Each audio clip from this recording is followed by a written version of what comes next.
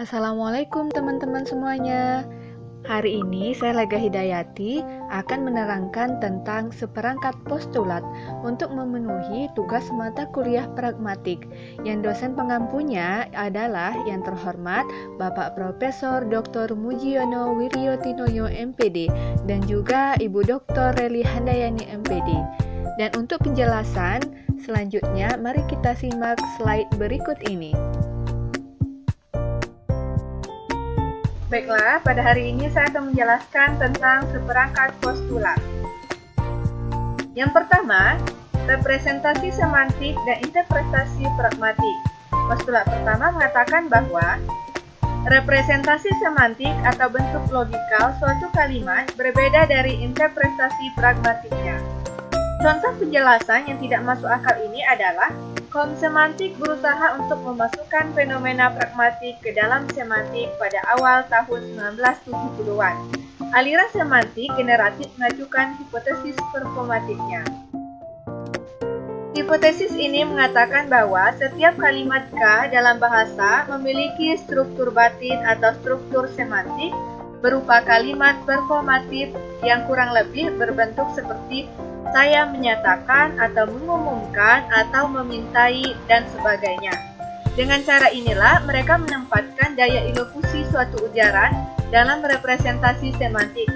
Artinya, representasi semantik ini sama dengan representasi sintaksisnya. Artinya, dalam semantik ini jika ingin meminta sesuatu, maka dia akan langsung mengatakan saya ingin ini atau saya ingin itu. Dan susunan sintaksisnya itu juga sama. Sedangkan di dalam pragmatik, ketika kita ingin meminta sesuatu, bisa saja struktur atau sintaksisnya bukan demikian, yang serupa dengan semantik. Tampaknya hipotesis performatif merupakan usaha yang gegabah untuk mentata bahasakan fenomena pragmatik, misalkan daya ilokusi, dan hanya dapat dihargai oleh mereka yang berpendapat bahwa paradigma gramatikal milik aliran tata bahasa generatif sudah sangat memadai. Hal ini menyebabkan mereka lupa bahwa bahasa berlangsung dalam situasi. Yang kedua, kaidah dan prinsip. Postulat kedua mengatakan bahwa semantik diatur oleh kaidah gramatikal dan pragmatik umum dikendalikan oleh prinsip atau retoris. Bagian pertama ini sudah jelas bahwa dari perbedaan semantik dan pragmatik adalah semantik diatur oleh kaidah-kaidah tata bahasa. Kaidahlah yang mengubah konstruksi aktif menjadi pasif, artinya bila kaidah salah maka hasilnya suatu kalimat yang tidak gramatikal. Coba kita lihat pada kalimat berikut ini, yaitu Martha killed the fly, dan kalimat kedua the fly was killed by Martha. Coba bayangkan jika pada kalimat kedua ini tidak ada kata by, dan artinya ini adalah telah merusak susunan gramatikal, dan artinya pun juga akan berbeda seperti itu. Dan kaum semantik ini sangat fokus terhadap hal-hal atau kaidah-kaidah yang demikian. Dan Searle berpendapat bahwa tindak ujar juga tindak ilokusi ditentukan oleh kaidah-kaidah. Kaidah-kaidahnya seperti yang pertama isi proposisional, kejadian atau keadaan yang akan datang. Kemudian persiapan, yang pertama, petutur mempunyai alasan untuk yakin bahwa E akan terjadi dan bahwa E akan membentukkan petutur. Dan yang kedua, tidak jelas bagi petutur maupun petutur apakah E akan terjadi. Kemudian ada ketulusan. Penutur percaya bahwa E tidak akan membentukkan petutur. Dan ada esensial, tindakan yang mengandung arti bahwa E tidak akan membutuhkan petutur. Dengan menggunakan kaidah-kaidah seperti ini akan membuat suatu keputusan taksonomis. Sebuah ujaran bisa jadi digolongkan peringatan atau tidak. Contohnya pada kalimat, coba kita perhatikan I promise you, I want you, I advise you. Interpretasinya mencerminkan pandangan yang kasar. Kenapa demikian? Karena ini adalah kalimat yang langsung. I promise you, saya berjanji kepadamu. I want you, saya memperingatimu. Dan I advise you, saya menasihatimu. Jadi kalimat ini sudah jelas maknanya, tanpa harus ada maksud lain. Dan ini mencerminkan pandangan yang kasar. Coba kita perhatikan kalimat berikut ini. Considering that I am a hostage, I should say that I have been treated fairly.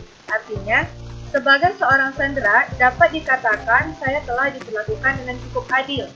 Konon katanya ini adalah kalimat dari seorang yang tahanan yang melakukan wawancara kepada wartawan. Nah, dari tuturan ini mengandung berbagai maksud. Apakah dia hanya ingin mengatakan sebuah informasi saja atau mengungkapkan kebenaran bahwa memang benar dia diperlakukan baik dan menghindari ucapan menyinggung seperti itu. Dan kemudian ada konvensi dan motivasi. Postulat ketiga mengatakan bahwa kaidah-kaidah tata bahasa pada dasarnya bersifat konvensional. Prinsip-prinsip pragmatik umum pada dasarnya bersifat non-konvensional, yaitu dimotivasi oleh tujuan-tujuan percakapan. Penjelasan Searle tentang tindak ilokusi juga berlawanan dengan postulat 3. Searle mengatakan bahwa kaidah-kaidah bersifat konvensional. Konvensional menentukan apakah dalam kondisi-kondisi tertentu mengucapkan sebuah tuturan dapat dikatakan sebuah janji. Coba kita lihat kalimat berikut ini. I will pay you back tomorrow. Saya akan mengembalikan uangnya besok. Kalimat ini dianggap sebuah janji. Maka, sesuai dengan pandangan Searle, karena kaidah mengatakan demikian, namun kenyataannya kita dapat memberikan alasan-alasan lain. Bisa saja ini adalah kalimat untuk meyakinkan. Jawaban Leaf sangatlah berlawanan dengan pendapat Searle, yaitu sebuah janji dapat diidentifikasi sebagai janji, bukan dengan menggunakan kaidah-kaidah, kecuali bila untuk menentukan sebuah makna. Kaidah-kaidah memang dibutuhkan. Jadi, bersifat konvensional ini bukanlah suatu fakta pragmatik, melainkan fakta semantik. Contohnya, konvensional itu ada dua, ada konvensional mutlak dan ada konvensional bermotivasi. Konvensional mutlak artinya, contohnya seperti ini, manusia berkelamin laki-laki adalah bahasa Inggrisnya man, dan untuk yang perempuan adalah woman. Dan kalimat ini kita tidak butuh alasan mengapa demikian laki-laki dikatakan man dan perempuan dikatakan woman, dan ini adalah kalimat yang memang benar-benar mutlak, sudah sesuai dengan prinsip yang berlaku seperti itu. Kemudian ada konvensional bermotivasi, contohnya pada kalimat I wish you good luck, saya doakan kamu berhasil, dan ada I regret you bad luck, sayang kamu tidak berhasil. Walaupun kalimat pertama dan kalimat kedua mempunyai bentuk sintaksis yang sama, bukan berarti kalimat pertama ini mempunyai makna yang sama juga dengan kalimat kedua, begitupun sebaliknya. Karena makna tuturan ini dikendalikan oleh PS atau prinsip sopan santun. Pada umumnya, manusia lebih senang dengan kalimat yang sopan. Jika kita ingin menasihati atau ingin meminta pertolongan, dalam pragmatik ini dia lebih mengendalikan atau memakai prinsip sopan santun. Jadi kalimat yang tidak langsung biasanya dianggap lebih sopan dibandingkan dengan kalimat langsung. Demikian penjelasan dari saya, semoga teman-teman semua bisa mengerti ya. Dan terima kasih atas perhatiannya. Jangan lupa like, comment, and subscribe. Wassalamualaikum warahmatullahi wabarakatuh.